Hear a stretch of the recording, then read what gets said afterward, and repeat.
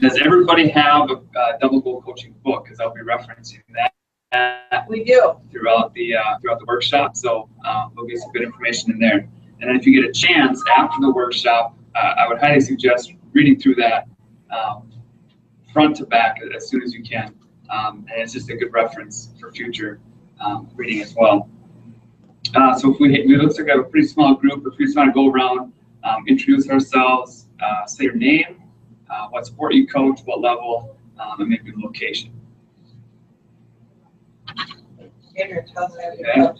Oh, sorry. Andrew Pillsbury, Wayzata, Minnesota, Pee Wee hockey. Excellent. Okay. All right. Awesome. Great to have so many coaches here. At PCA, I get to work with a bunch of people who are passionate about youth sports. We have a great advisory board. Everybody in different areas of life who are very successful, and they attribute that success to their experience in youth sports, which is fascinating to see. So if you turn to page 8 in your double goal coaching book, you'll see a list of kind of some of the higher profile people we have on our advisory board. And again, they just believe that youth sports is a great way to shape individuals and prepare them for success. In many cases, youth sports gets to have a tremendously positive impact on the youth, given that we have competent and caring adults in charge. And that's kind of the work that PCA does, putting the right people in charge for that. So we work with organizations that want to deliver the best possible experience to the youth sport participants. We're going to skip text to sign in. We're going to start with Kevin Durant. Many of you may know him, NBA player. He was a 2014 MVP. And during his speech, which we're going to see here, he just references wanting to be a rec league coach. It's kind of his goal. Go watch that here quick. Excellent. So Kevin Durant's dream at one time was to be a rec league coach. Why did he want to be a rec league coach? Experience. Right, he probably wanted to impact kids. He knew his coach had such a great impact on him. He really connected with his coach that he wanted to do the same for others. And so PCA, we don't want that to just be for the professional athletes. We want that to be for everybody. So we want to set it up in a way where every participant gets to have that coach who's competent and caring and can have that positive impact on them. So speaking of coaches being impactful, I want you to take a moment and just think about your most impactful coach that you've had all the way through your sport playing days. Could be when you were just a little tech, 8 years old, all the way through high school. So think about them and why they were so influential for you.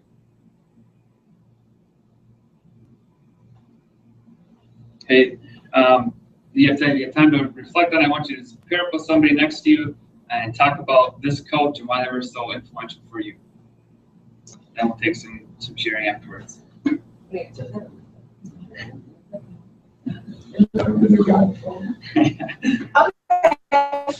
Excellent. So we have somebody willing to share their coach that they've had that had a positive impact on them. Sure, I'll go. Excellent. I had my high school golf coach. I told this story numerous times, but she was a nun. So she was very bright in the book, and but she believed that you can just kind of play golf. You show up and you play around the golf. And I just had patience that it didn't matter how good you were, she just wanted you to go out there and play. Yeah, that sounds great. And I know a lot of kids are looking for the unconditional support from their coach to really just let them go out there and play and enjoy the sport. Anybody have a negative experience with a coach that maybe stuck with them, that taught them some things maybe not to do, or just what they're looking for, maybe in a future coach? I have one. Kelly, go. Yeah, Kelly, go ahead. You can go. Oh, I was going to say that it wasn't me, but I watched my sister, who I played hockey with, get driven out of hockey because of a negative coach. And she ended up being the best athlete in our family, was a 4-time letter winner in 3 sports in high school, and went on and played sports in college. So it wasn't because she wasn't good enough. It was because the coach didn't appreciate her abilities, and she even says that she would have played hockey longer if she had a different coach.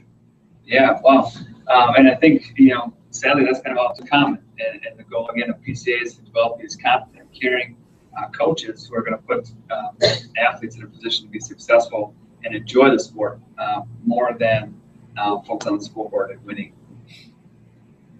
So the great thing about these impactful coaches is that the kids that you're working with today are going to be asked at some point, who was the most influential coach for you? Who affected you positively? And the great thing is you're in a great position to be the person that they say, well, this coach, they just supported me unconditionally. They taught me all kinds of things about the sport, but also about life. And they just helped me be successful and view the game the way it should be and just really enjoy it. So we have a great opportunity to be that person.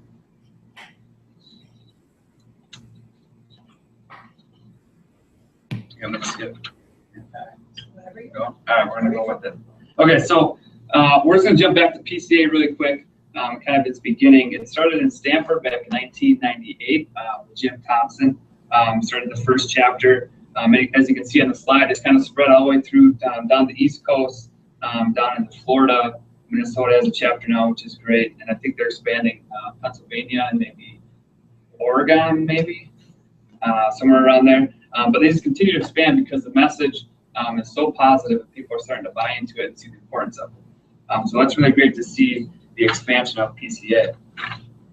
And PCA is a nonprofit, so we couldn't be doing what we're doing without our supporters, our sponsors, and our allies. You can see the logos of our big-time sponsors up here on the slide. But it's not just those people, it's the smaller communities, it's the individuals who are making contributions as well that make our work possible. So we're hoping that you can jump on board with both feet and become an ally with us. I mentioned our National Advisory Board earlier. Because the movement speaks so many truths, a lot of the top athletes and coaches are jumping on board and saying, yeah, this is the way that youth sports should be run. We have a picture of Phil Jackson on the top left there, one of the most successful coaches in the NBA and coaching. With Brandi Chastain, U.S. Olympic soccer team, experienced great success winning the gold medal. And you may recognize some of the other ones there, but I want to highlight the one in the bottom right because we take advice from and we work with the highest level athletes and coaches, as well as our research to develop our PCA double goal coaching. But we also, and maybe more importantly, take advice and ideas from coaches like you in our workshops. And we use that to kind of refine our methods and some of the things that we do and that we teach. So you are just as important as people who get all the publicity. So now back to the positive coaching model that we have. You can see on the slide, double goal coaching. What is it?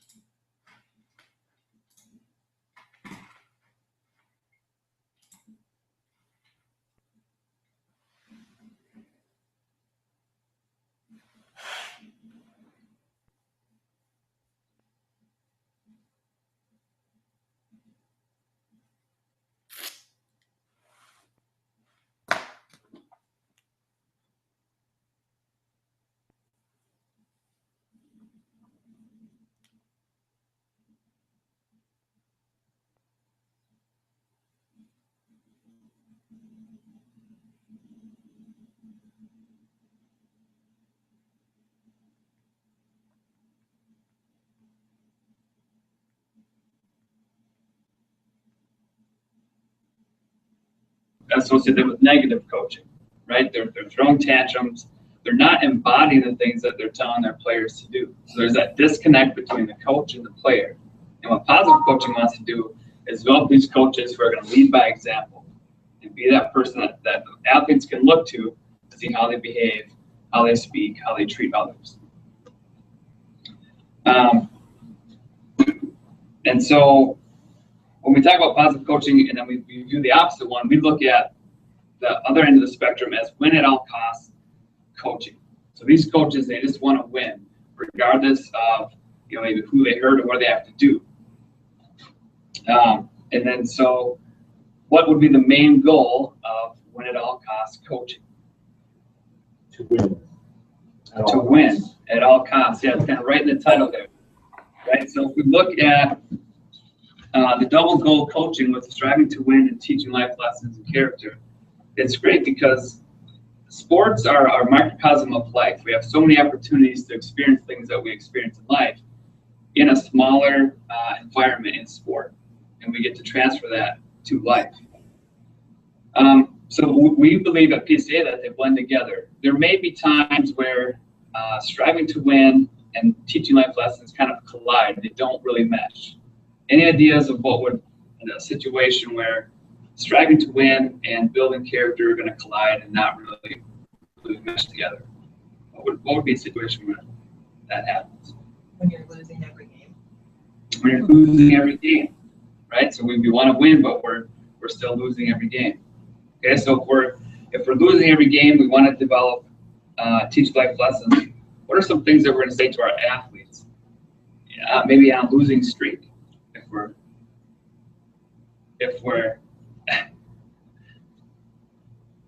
I'm sorry. What?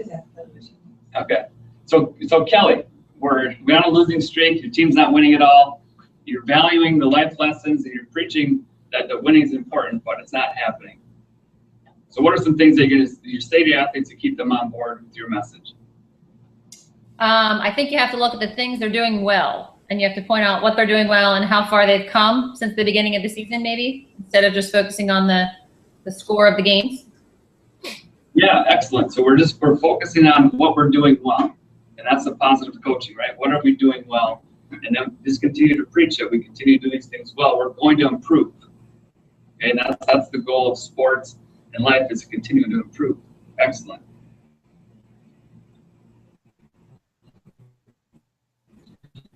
Any examples that we're thinking of?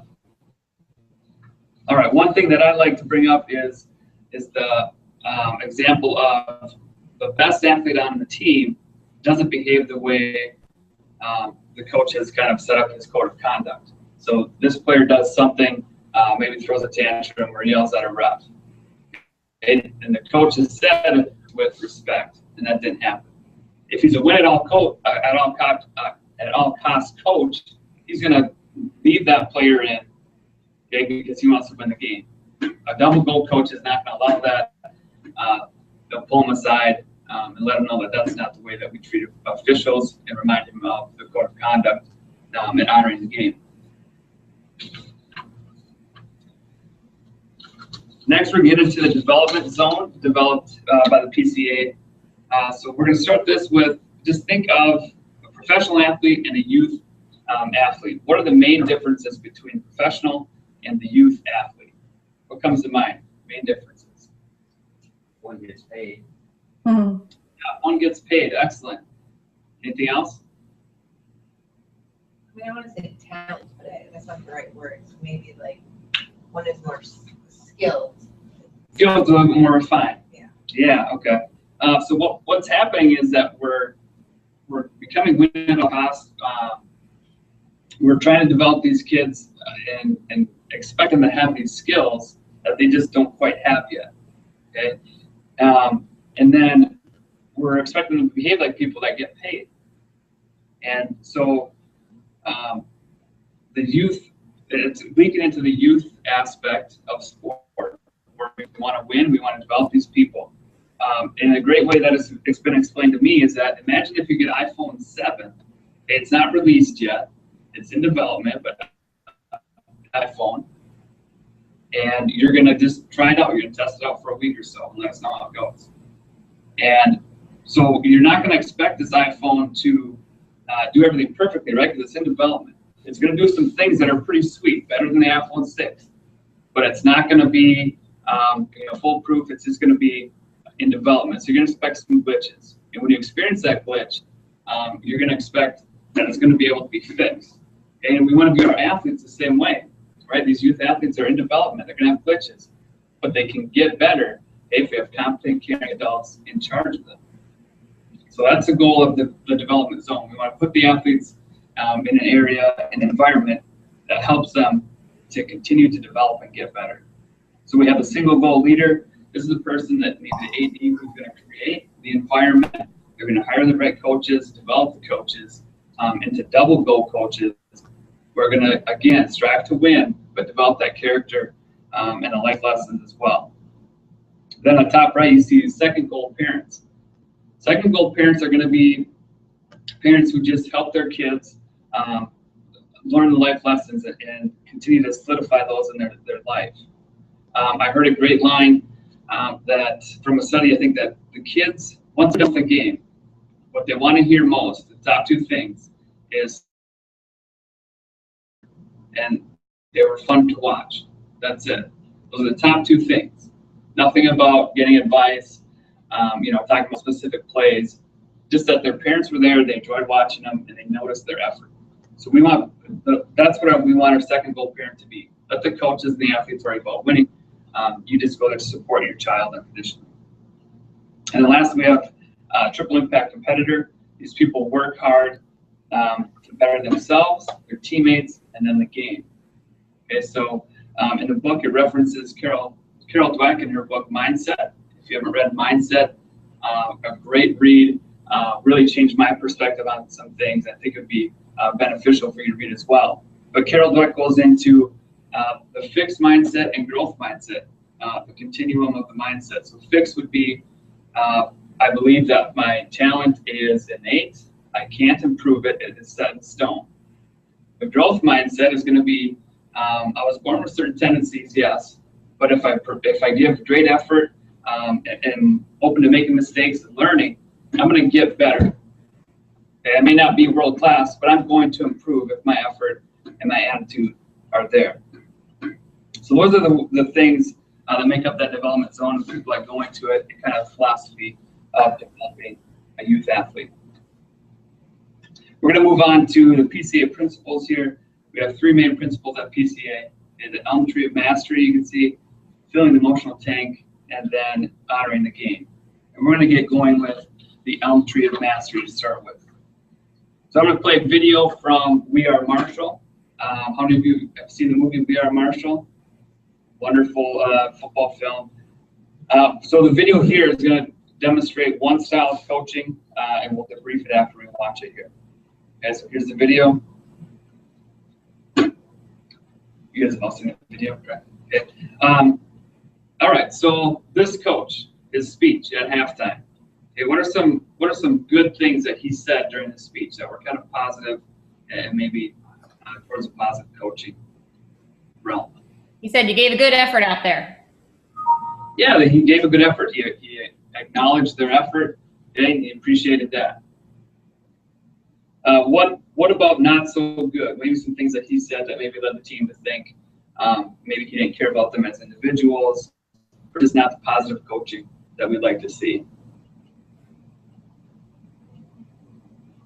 He said he won't accept losing with them. Yeah, he won't accept losing with them, right? So he's focused on that scoreboard, and I think he even said, you gave good effort, but that's not enough. You're going to be remembered for winning. Okay, so he's a scoreboard-focused coach, really focused on winning. Okay, you gave great effort, but it doesn't mean anything if you don't win. So we kind of gave them kind of a double standard there. So that brings me to a question here. We have Olympic athletes, okay, they win medals. We have two types of Olympic athletes, those who focus on the scoreboard and winning, and then those that focus on getting better and mastering their sport. So which ones do you think win more medals? Put up a number one if you think it's the first one. Number two if you think it's the second. Awesome. I see a lot of twos. I see a one. Why, if you put up a number one, why do you think those people would win more medals? Because they win more. because they're focused on winning, right? If they're focused on something, it should happen. How about number twos? What did we say? Why would number two? Why would they win more medals. Because I'm in this workshop and I know that. Right, because we've been preaching it. Okay, but Joan Duda did a great study with in the 2000 Olympics, kind of getting the mindset of the athletes, and she found that the more athletes focus on mastering their sport and getting better, the more medals they want, because they're focused on the process. They're focused on the things they can actually control. Right? We can't control if we win a medal. Somebody may perform better than us, but when we focus on what we can control, okay, in the process and getting better, the results are going to kind of take care of themselves. Right? We can't control them, but we put ourselves in good position to experience the gold medal winning or the success. And this is backed by 25 years of research by many different scholars in the area of sports psychology, just showing that focus on the process is the way to go, and it's the best way to develop players who have confidence and play at their highest level. Okay, good job. All right. Thank you. Okay, so Kelly, you want us to go first? Sure. So we're gonna give us some feedback. Yeah, Some excellent. things that I noted, and I'll start from the back and go to the, but yeah. Just tell me. You can sit down and go. So I really liked the Carol Dweck reference about Okay. how you said her name, that she's a researcher and she wrote the book. I think that helps give credit, more credibility to us when we can quote, researchers or people who are part of our movement. Yeah. You did say she taught, I like the book, I got some stuff out of it. I'd like to know what one thing that you really got out of it, that really stood out for you. Okay. I loved the iPhone example. I thought that was really good. That's from Kelly. Thank you, Kelly. So, the other things that I just noted here, I'd really like more specific examples if you can. Okay. So, even if they're stories from your own coaching, even if you have to make them up to kind of fit in, but just so you can feel comfortable, if you can maybe make the stories be more real life for me, Okay. instead of saying, imagine you have an athlete who it would say, for example, I was coaching baseball and I don't know, tell me, Okay. I'd like to hear more stories. Okay. I love the comment when you were talking about our allies and sponsors and people in the movement. I love how you said, we'd love to have you jump on board with us. I like that. Okay. You might need to talk a little louder. Okay. But you don't have to. Yeah. Okay. In the beginning, I'd like to know a few more stories about you. Why are you here? Oh, yeah, I didn't do my deal, did I? I had it already too. That's right, okay. And then when you're talking, you kind of say every participant. So, but say kid or athlete. So the kids that you're coaching or the athletes Okay. that you're coaching. Okay. Makes sense. And then in the very beginning, the only other thing I noticed is you referenced the books. Everyone here has a book today. It's a great book. Tell me, why do you like this book? Or Okay. say, I used this, yesterday. Someone said, I use this book and I carry it with me for the whole season and I, go back to it time and time again Okay. because, whatever. And then I think people will be like, oh, it's more than just a book. It's It's like just a a one-time reference read. book. Yeah. Yeah. Okay. But I thought you seemed relaxed, which is really good. You didn't seem super nervous. Okay. So that's my feedback. Just going off of what Deborah says, a couple of things. A lot of times you will catch yourself putting your hand in your pocket Okay. to make sure you You'll have a clicker. you're gonna have a clicker, you're gonna have things, but just keep conscious of that. And then the one thing that I put out to Deborah during it, and Kelly, this is feedback for all of our trainers because I don't think any of our trainers actually do this, is when you got to the National Advisory Board slide and you have the 7 up to first, and it's like Phil Jackson, and it's great to talk about it. And then you get to that 8th one of the woman, like the water polo coach, when no one knows who it is. A lot of our trainers just skip right over that one. I thought that you did a really good job explaining that represents the everyday coach that people are striving to be. And so not necessarily feedback on you, because you did a really good job there, but more feedback for the rest of our trainers that's something that we want to emphasize more. Too often I see them go through and they'll say, yeah, Phil Jackson, Doc Rivers, and Sanders, and then they'll click it twice, and then all of a sudden it's like, wait a minute, who was that last person on there? But I thought you did a really good job articulating that, because that's the point of that slide, is they represent that volunteer coach that these people are, and we want them to think of themselves just like Phil Jackson and Doc Rivers, that they can make a difference as well. Yeah. Andrew, you have my permission to mention that to trainers that are not saying that, because they should be. Yeah, no, I'll follow up with that. It was just, like, when Phil brought it up, it just was like, oh, all right, because I sort of went back in the workshops that I've been to, and a lot of times it's just sort of a click through. And so hopefully we can get that that is a powerful statement. And I think that's something that early on in the workshop, we want to get the audience to have it sort of that first buy-in, and then be able to absorb the rest of it. Paul, he's one of our certified trainers. Hey, the content, it'll just get easier for you as time goes. Yeah. And I think where you're at now is good. Try to not refer to PCA as they or them. It's us and we. You only did that once, and then you kind of came back to it, so that's cool. And just a couple of tips for you. When you engage the audience and you're feeling that they're not participating or they're struggling, challenge them to come up with a number of feedbacks. In other words, hey, let's come up with 3 observations of this video or something to that effect. I mean, it's just a technique to extract participation. The other way, of course, is just stay there and say nothing, and then say, well, we're gonna be here all day if we don't participate. So that's a tip. And then the other thing that it just popped into my mind, when you're doing the development zone, you can spend all day on that slide if you want. One thing that I thought you did really good about the parent part of the development zone, and you can even challenge the audience. I want you to write this down. Okay. How many of you are parents? And about 90% will raise their hand and say, I want you to write this down. Kids value feedback from you by saying you enjoy watching them play and you enjoy seeing their effort. Yeah.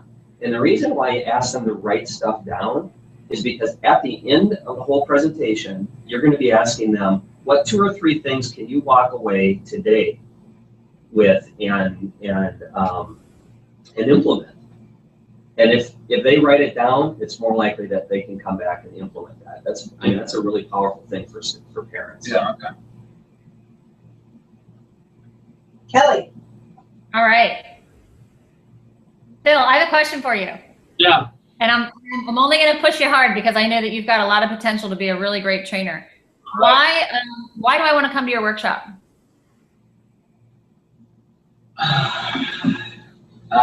Because the PCA is great. Why do you want me to be at your workshop if I'm a coach? Let's say I'm a coach and I'm a friend of yours and you just started as a PCA trainer. And I was like, well, why would I want to go to that, Phil? I'm a great coach. I've been coaching for 20 years. I know everything there is to know about coaching. Why should I be sitting there? Why should I bother? Great question. I think there's a lot of great information to just develop athletes. And I think it'd be a shame to miss out on opportunity to at least hear the information. Okay. I'm digging at you because I didn't feel that from you. I felt like you're right. There's a lot of great information. You're telling me a ton of great information. You know the content. You've got, you've got the right words to say. You engage the audience. But what I didn't feel from you was me sitting there giving up 2 hours of my night to hear you. I want to know why in the first couple minutes. Why is this important?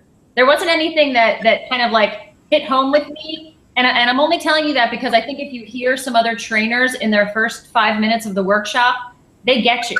Whether it's a personal story about a coach they had that had an impact, or a player that they've dealt with, or something in their life that's really rattled them to the point where they say, some trainers have said, gosh, I didn't realize what kind of a coach I was until I saw someone that was a positive coach. Or a player came back to me years later and said, Coach, I'm now going through this really tough time. Thank you for all the lessons that you've taught me. It's really helped me get through life. Things like that. Not that you have those exact stories, but I think that's what I'm looking for you in the very beginning. You were almost like, I felt like you were almost like the teacher, you know, the well-prepared teacher. You knew what you were saying and you were doing, but I think a workshop is different than a class. And that's what we try to make a workshop different than a class, because the people that are in your audience have been to classes. And I want to know, you know, what is going to make Phil better? What makes you different? What makes you better than any other class or any other clinic that you've ever been to? What makes ours different and better? Yeah, that's good. I had my story. I just forgot to throw it in there, and I referenced my teaching and my coaching, and how I viewed coaches and teachers wishing they had good athletes so they could win, rather than wanting to help athletes remove their blocks to their potential. Mm-hmm. So that was kind of my story around that. Yeah, that's what I'd like to see. I didn't hear any Phil coming through. I heard information, I heard research, I heard statistics, but I think, as Deborah said, one of the biggest assets of our workshops is being able to connect our information to the audience, so that the audience can walk out tomorrow, those coaches can walk out and change the way they coach, which will in turn change the lives of an athlete. And it's exponential. And if those coaches sitting in front of you aren't tugged or changed or challenged, they're going to walk out and go, yeah, that was good. This book's pretty good. It's got some good information in it. But I think it's something where there's an emotional tie there, because so many coaches that have been coaching for 20, 30 years, they feel like, I know what I'm doing. I've been doing this forever. This guy's not going to tell me anything I don't need to know. What they need to be aware of is the way they're doing things might not be the best way. So getting some examples, even something as simple as saying, what are some challenges you've had over the years as coaches? That can just be something to quickly engage the audience. It lets you get an idea of where everybody's at. You know, if they give you examples like, oh, I'm having trouble getting my kids to hit the baseball, you know, those type of examples, that's one platform. But if they say, I've got parents screaming down my neck, I've got kids that aren't motivated, I've had people say, I've got kids in tears because they don't want to come to practice and their parents are making them.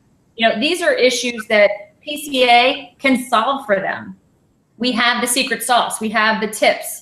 Because, and actually Maureen, I think it was Maureen yesterday, and I stole it from her. I think it's great. How many of you, she said, have sports psychologists on your staff, on your coaching staff? And, you know, of course, everybody says, no, I coach, you know, little league, pee-wee soccer. I don't have sports psychologists. Well, guess what? We're here. This book is a sports psychology reference for you. It's a resource. It's a Bible. Keep it in your bag. Go back to it often. So I don't mean to keep harping on the same point, but I think that's what I'd like to see more of with you. I saw a lot of positives too. I saw a lot of, your questioning was good. I liked when you asked about the most influential coach. You asked positive, you were specific. What coach had a positive impact on you? But then you also said who had a negative impact on you, because I think that's important to hear both sides. So I thought that was really good. I also wrote down, like Deborah said, the word ally. I love that word, because we are an alliance, and an alliance means we're here to help each other. And the other thing I wanted you to go a little bit further is, why do we need allies? Why do we as coaches need allies when we're trying to change a culture to a more positive coaching culture? Why do you think that's important? I'm asking. You're actually asking. Why is it important to have allies? Yeah, but it's important to surround yourself with people who have the same beliefs and are going after the same goal as you.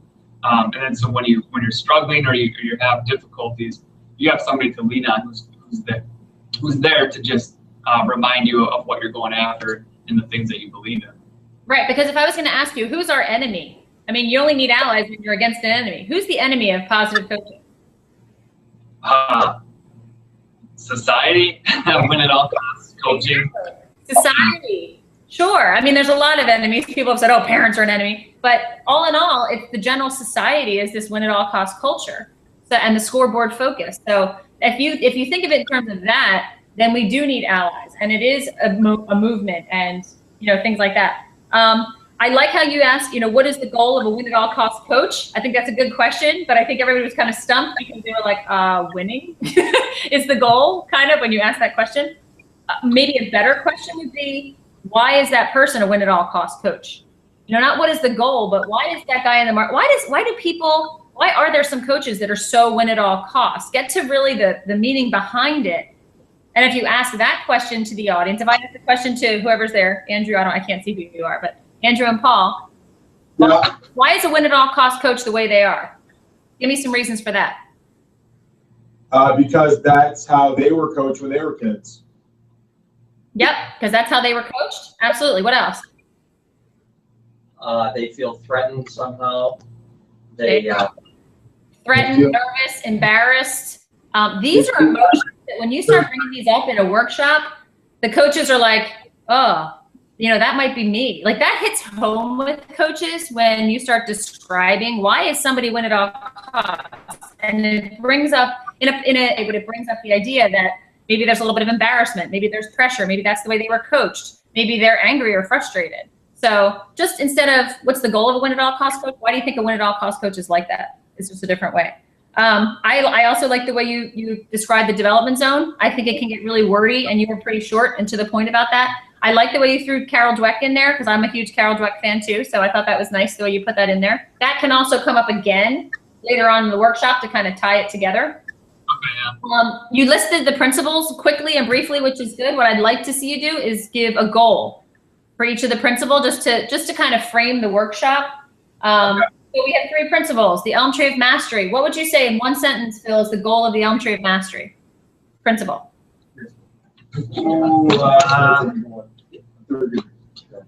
Maybe more resilient athletes. Develop more Okay. resilient athletes. Yeah, the main goal, Paul, what's the goal of the Elm Tree of Mastery principle? well, Kelly, you're putting me on the spot. I know, you guys should know this. What's the goal? If you're going to talk about the principle, you need to know the final, what's the bottom line? Why do we even have that as a principle?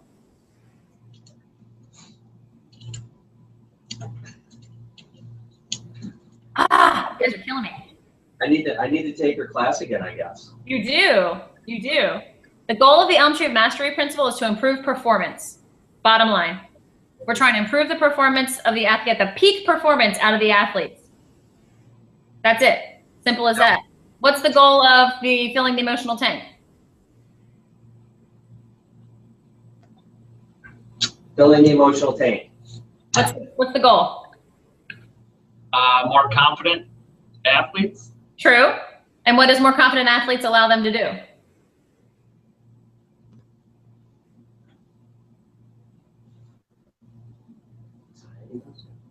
Yeah, I was not thinking. I can think all day. They have more control over their performance. True. The goal of the filling the emotional tanks is to get them in the right mindset to be coachable.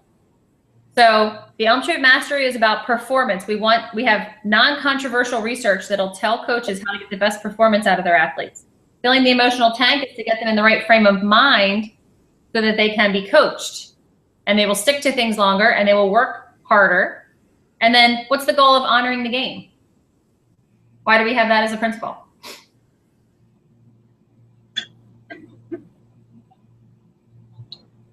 I want to say sportsmanship, but I know. No, it's true.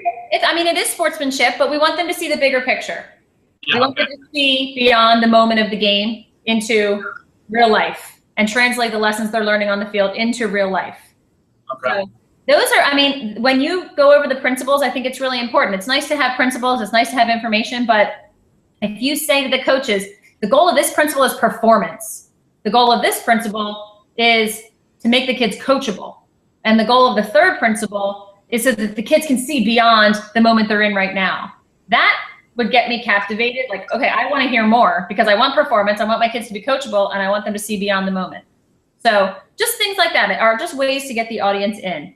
Other than that, I think, just a couple other tips. Again, use strong words, Phil. I want to see you use strong words. You seem like you were making suggestions, which, as I said, very informational. But I want to hear that the mastery culture of coaching is non-controversial among sports psychologists. That is the best way to get performance out of your athletes. It is controversial among coaches because some coaches think that the win-at-all-cost type of coaching is the way to get performance. But we know better. We know from 25 years of research and from compiling information from all these professional coaches that that's not the best way to get performance out of your athletes. So, strong words like that are really powerful in a workshop, and you're allowed to use them. I think that's pretty much what I have. As I said, I think content-wise, you've got it. I just want to see more of your training skills, audience engaging skills, passion, and powerful words come up more in your workshop. Yeah, okay. But I said, I think you have a lot of potential. I just think you need a little more practice with them. As Paul said, you know, the information's going to come. You're going to feel more comfortable as you go along. And when you feel more comfortable with the material, that's when you can focus more on the presentation skills and the facilitation skills of a workshop a little bit more. Yeah, yep. All right. Do you guys have any other comments, Deborah or Andrew or Paul? Deborah's not in the room, but I'm good at this point. Paul? Good. All right. Well, thank you guys so much for taking the time. I really appreciate it. Thank you, Kelly. Yeah, thank you, Kelly. Yep. Absolutely. And just tell Deborah I'll get in touch with her in a little bit. Okay. All right. Thanks, guys. Have a good All night. right, we'll see you.